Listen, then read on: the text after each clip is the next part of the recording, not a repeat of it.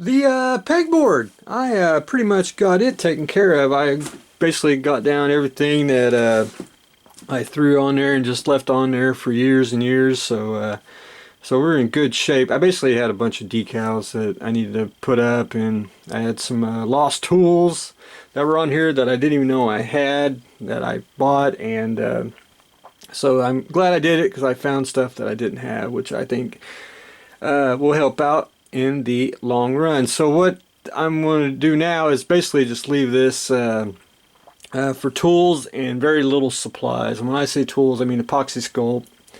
Of course, I'll leave the dome bases. I'm going to leave the photo etch because I do have Fedoratron and Paragraphics, and I do stuff for both them. So I'm going to leave them so I can have them as reference in the videos.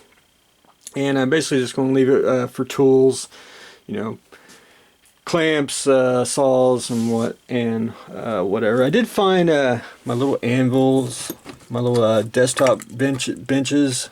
Forgot I even had them, but they're always usable for when you just need a quick part to behold, even with your helping hands.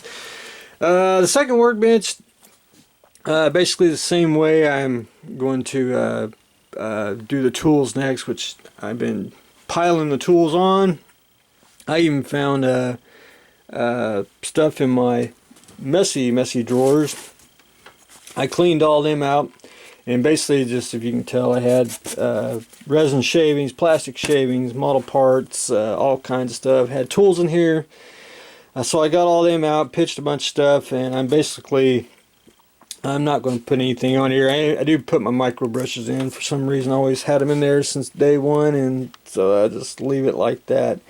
I do power strips. It's basically like a barber. If you've ever been to an old school barber shop, he had a power strip and had all the shears lined up and everything plugged in. And that's basically the way I am. I got my lights, Dremels, drills and whatnot, airbrushes, compressors, and everything's just plugged in. But anyway, that's taken care of.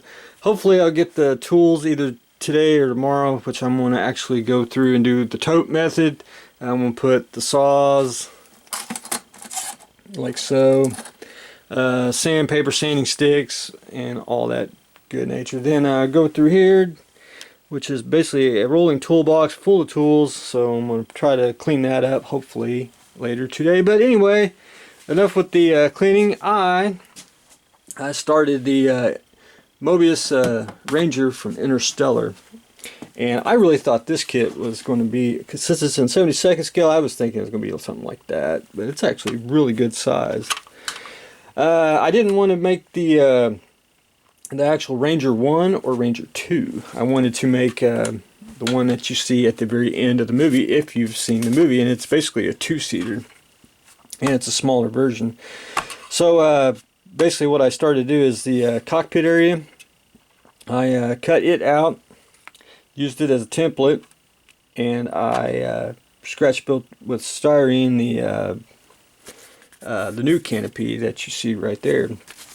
Now someone did a 3D drawing of it, which is pretty close, and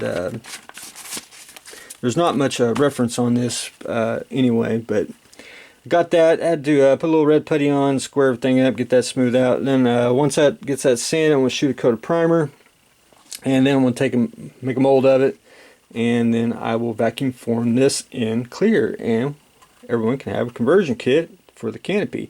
Plus I'm also going to do the interior. It's going to be a simplified. I want to show everyone this is 72nd scale if you build it out of the box, but I want to make it 32nd scale, so please excuse my 21st century military figure here that was handy on the workbench. It's actually pretty close. And if you take into account the canopy, the cockpit here, and roughly just draw it out, put a seat, just give or take, it's real close. Because he won't be able to extend his arms all the way out to the edges here, so about right through there. So actually, good shape. Now I have to kind of fib on the interior just a tad. I'm going to simplify it for molding purposes, and then I'll be able to fib a little bit here and there and just make it easier to fit in. But anyway, really great kit. It's just a unique subject and basically simple to put together. So that's where I stand today. I am getting the canopy all worked up, and then I'm going to start the interior pretty soon. That's what I got going on today. Doing a tool method. Working on the two-seater Ranger. Making a little conversion kit of that. And I cleaned the pegboard. Stay tuned. Hopefully I will have a shed update too. So stay tuned for the next exciting episode.